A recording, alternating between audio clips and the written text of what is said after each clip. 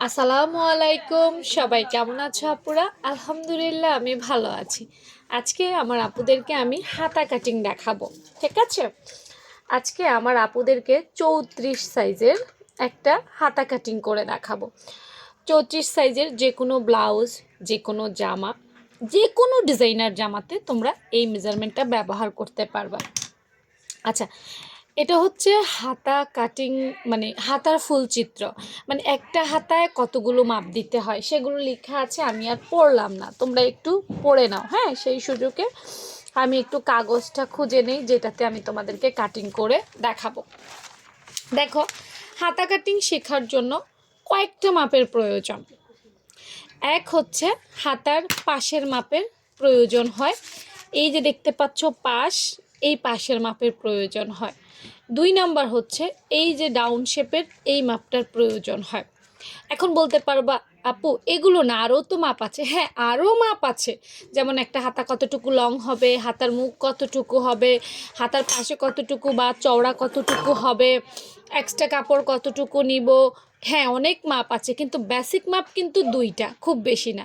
একটা হচ্ছে হাতার পাশের মাপ, একটা হচ্ছে ডাউন শেপ। এবং এই হাতাটা কিভাবে সুন্দর করে কাটিং করব সেই নিয়মটা বেশি গুরুত্বপূর্ণ।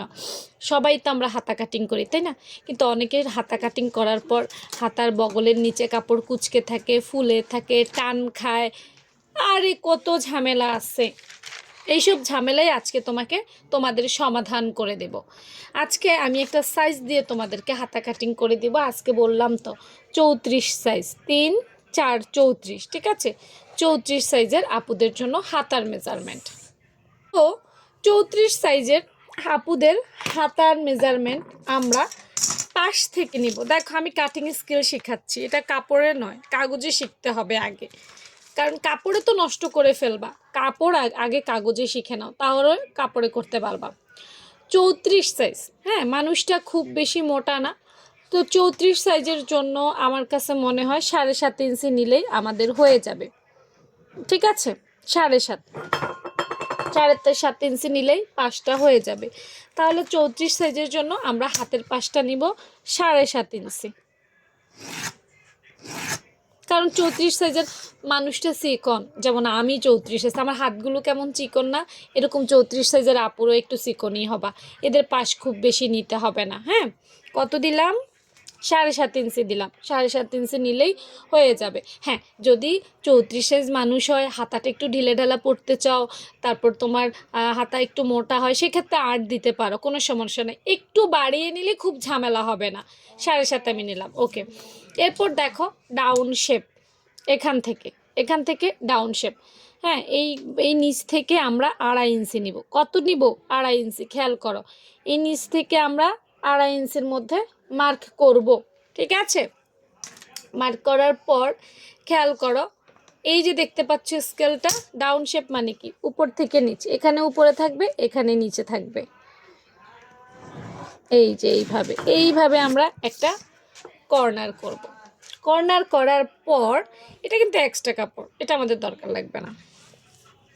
এভাবে দিবা, দেওয়ার পর খেয়াল করো এই যে এখান থেকে, আচ্ছা আমি কেটেই ফেলি, কি বল? কেটে ফেললে ভালো হয়, বুঝতে আরও সুবিধা হবে।